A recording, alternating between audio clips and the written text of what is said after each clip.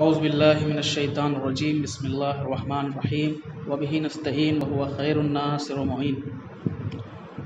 جیسا کہ آپ سب کو معلوم ہے کہ نماز کے سلسلے میں مسائل بیان ہو رہے ہیں۔ آج ان مقامات کے بارے میں مسائل بیان ہوں گے کہ جہاں پر نماز پڑھنا مستحب ہے۔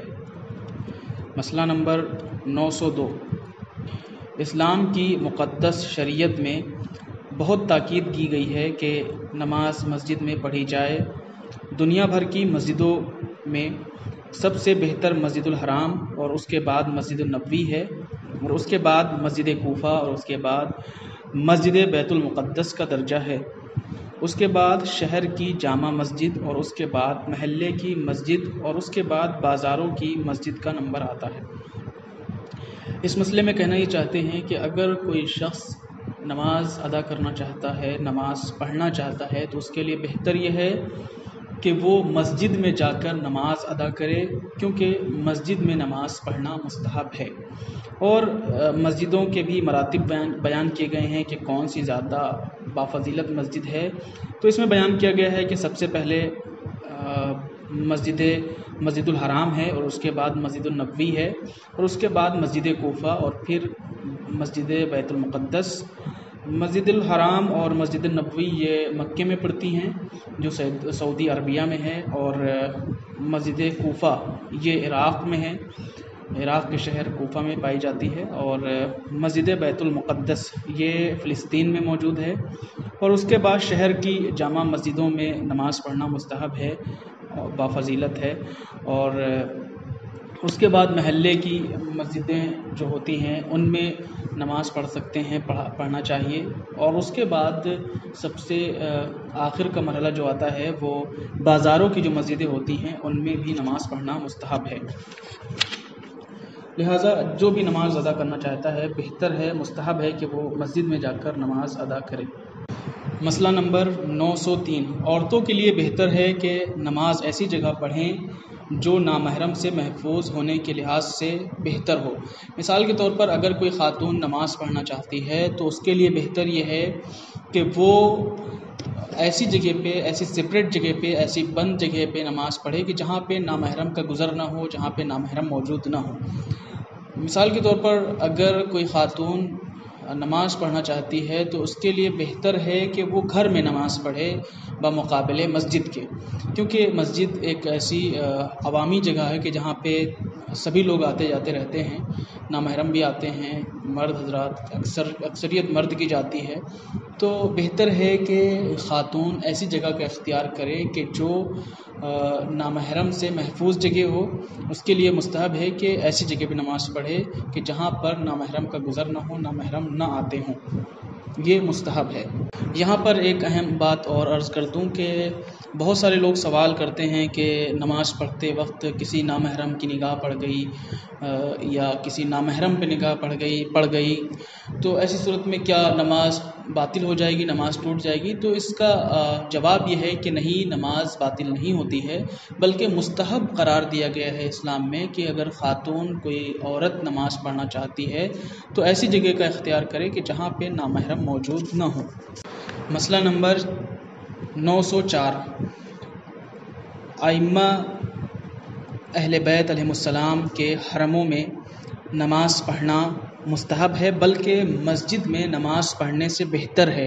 اور روایت ہے کہ حضرت امیر المومنین علیہ السلام کے حرم پاک میں نماز پڑھنا 2 لاکھ نمازوں کے برابر ہے۔ یہاں پہ مستحب ہے کہ انسان اگر نماز پڑھنا چاہتا ہے، اس کے پاس مسجد بھی موجود ہے اور حرم امام اور ائمہ علیہ السلام بھی موجود ہے، تو اسے چاہیے کہ حرم کا اختیار کرے، حرم میں نماز پڑھے۔ اور کیونکہ یہ جو حرم ہیں ان میں فضیلت ہے بمقابلے مسجد کے، تو جو بھی نماز ادا کرنا چاہتا ہے اس کے لیے بہتر ہے کہ وہ حرم ائمہ علیہ السلام میں نماز ادا کرے۔